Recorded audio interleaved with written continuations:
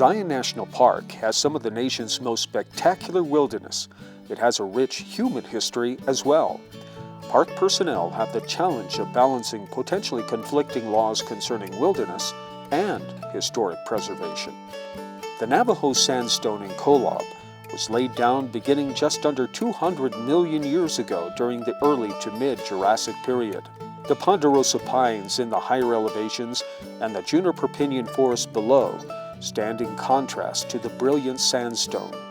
Cottonwood, maple, and oak brighten the stream beds. Several perennial streams water the land.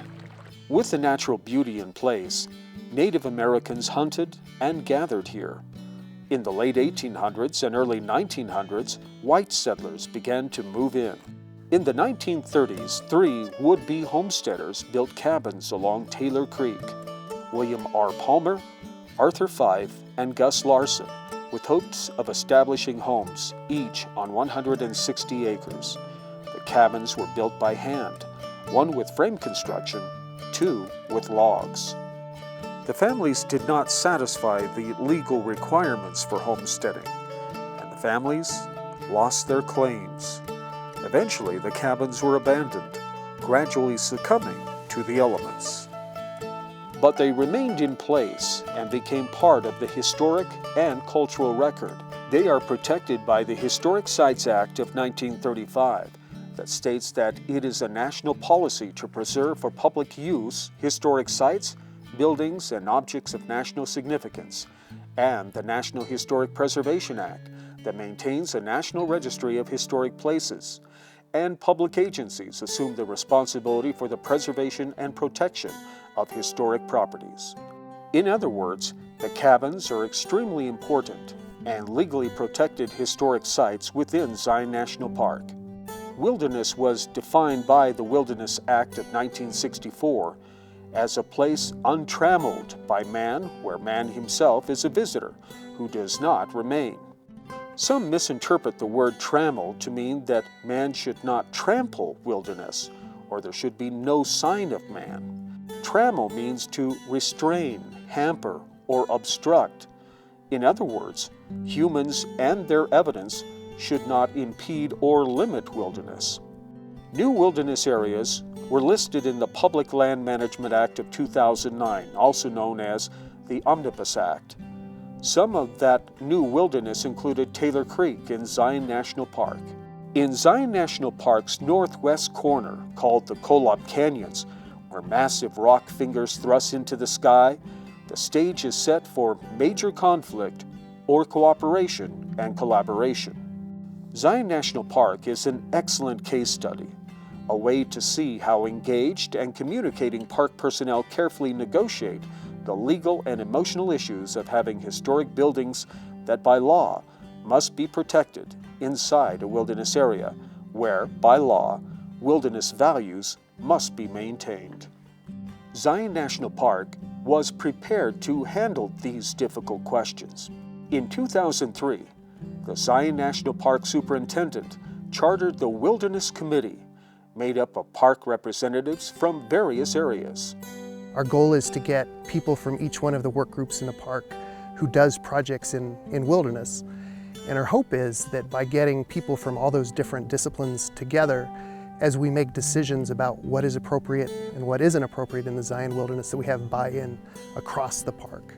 My feeling with our committee has been that our job is not to create controversy, not to get into a place where we disagree with each other and we just can't get to a place that we can agree. My feeling has always been that our job is to apply gentle pressure relentlessly, to continue to push people to look for opportunities to do things in a less impactful way. And over 10 years of doing that, some people changing, we've gotten to a place where the accepted practice in Zion, in the Zion wilderness, is to avoid helicopter use and chainsaw use. Its goal and mandate: to protect and preserve the park's natural and cultural resources and values, and maintain the integrity of the wilderness character for present and future generations. Words like balance, compromise, collaboration, and negotiation are critical to successful cultural and wilderness management. We are stabilizing the Taylor Creek cabins, all 3 cabins. And the point of that project is to make sure that these cabins stay standing, basically as long as we can possibly manage that. As cultural resources, they represent a segment of our history, of this area, of the park, of the local population, and it's also a mandate of the law, the National Historic Preservation Law. These cabins are historically significant, and it's our job to make sure that they remain viable, interpretable, standing structures that people can appreciate what it meant to live and work in this area of the state in that time period. I also think it's important because people have been connected to the landscape forever, for thousands and thousands of years, and to try to talk about a natural landscape that's not impacted in some way by humans is just a false assumption. And so the cabins are a way for us to allow people to see that connection between people and the landscape, and to see how that connection has changed over time. With careful consideration by the Wilderness Committee, Zion began the delicate process of stabilizing the 2 log cabins that now sit in Wilderness. Construction in Wilderness is very interesting. Even any work in Wilderness is interesting because there's no wheeled vehicles allowed. That includes, I lost the word, wheelbarrows. Can't use a wheelbarrow, can't use things like that. No motorized or mechanical equipment. Everything has to be done by hand. We have to use crosscut saws to cut down trees. We have to use axes to notch them. We have to use saws. We have to use people strength or some sort of lifting system that we can come up with to lift the cabin. So, requires a lot more work, but it also is a lot more rewarding in some senses.